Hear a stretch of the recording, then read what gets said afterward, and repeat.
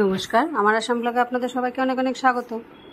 আজকে যেহেতু রবিবার, সকালে জলখাবার সমস্ত কিছু সেরে এখন রান্নাঘরের দিকে চলে আসলাম। তো আগে যে রান্নাঘরটা সেরে নিই, আর সেই ছোট ছোট টমেটোগুলো ছিল, যেটাকে আসামিসা বলে, কর্নবিলাহি বলে, সেটারই আবার অনেকগুলো ছিল। তো সেটা কালকে একবার চাটনি বানিয়েছি, আবার আজকে একটুখানি চাটনি বানিয়ে নিয়েছি। তাই আজকে রান্নায় করব সেই টমেটো চাটনি হলো। আর এখানে নারকেল কিছু গ্রেট করে নিয়ে গ্রাইন্ডারে বেটে নিয়েছি, নারকেল দিয়ে চিংড়ি দিয়ে করব। এ দুটো আছে। আর কালকের হলো বাঁধাকপির তরকারি আছে, ওইটা দিয়ে হয়ে যাবে আজকে দুপুরে। সেরকম কিছু একটা করবো না। সেই নারকেল চিংড়ি পেলে আমার ঘরের আর কারোর কিছু লাগে না। উমারও খুব পছন্দ, রুমারও খুব পছন্দ। চিংড়ি মাছ তো দুজনেরই খুব ফেভারেট, কিন্তু মাঝে মধ্যে উমার একটু সহ্য হয় না, হয়তো কাশি আরম্ভ হয়ে যায়। সেই জন্য চিংড়ি মাছ নিয়ে চিংড়ি মাছের ওই কেটে উপর থেকে সুতোগুলো ফেলে দেওয়া, আবার ভিতর থেকে ফেলে দেওয়া, এগুলো আমাকে খুব সাবধানে করতে হয়, যাতে খেলে পরে কোনো প্রবলেম না হয়।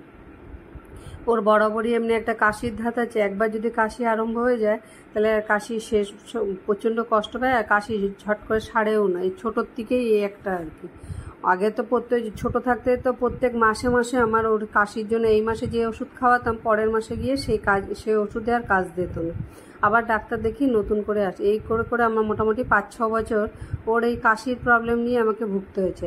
আর এখনও কম হয়, কিন্তু হঠাৎ করে যদি কোনো সময় হয় তাহলে মানে সারতে ওর প্রচণ্ড কষ্ট হয়ে যায়, অ্যান্টিবায়োটিক ছাড়া আর কমে না তখন।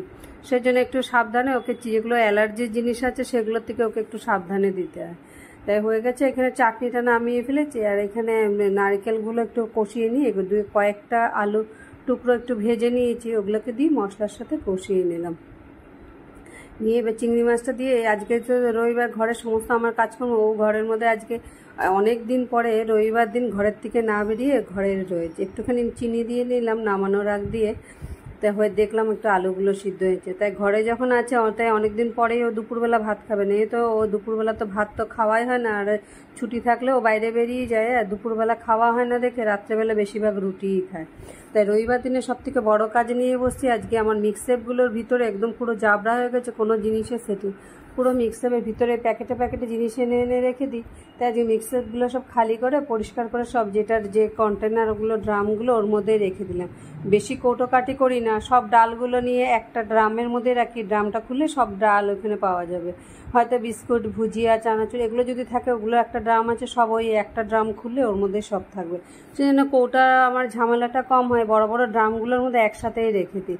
সমস্ত কিছু করে টোরে নিয়ে এবার রান্নাঘরটা ঝাড়ু দিয়ে পরিষ্কার করে নিয়ে তারপরে মুছে স্নানে চলে যাব। এসে দুপুরবেলা খাওয়া দাওয়ার ঝামেলা সারবো। যারা যারা ব্লগটা দেখছি ভালো লাগলে লাইক সাবস্ক্রাইব করে নিয়ে, ব্লগটা কেমন লাগলো কমেন্টে অবশ্যই জানিও। হয়ে গেল রোজকার মতো সমস্ত সেরে স্নান করে চলে আসলাম। এবার মা মেয়ে দুজনে খেয়ে দিয়ে আজকের মতো ব্লগটাকে এখানেই শেষ করছি। আবার দেখা হবে পরের আরেকটি ব্লগে। সবাই ভালো থাকবেন, সুস্থ থাকবেন, সাবধানে থাকবেন। আমার আসাম ব্লগের তরফ থেকে আপনাদের সবাইকে অনেক অনেক ধন্যবাদ।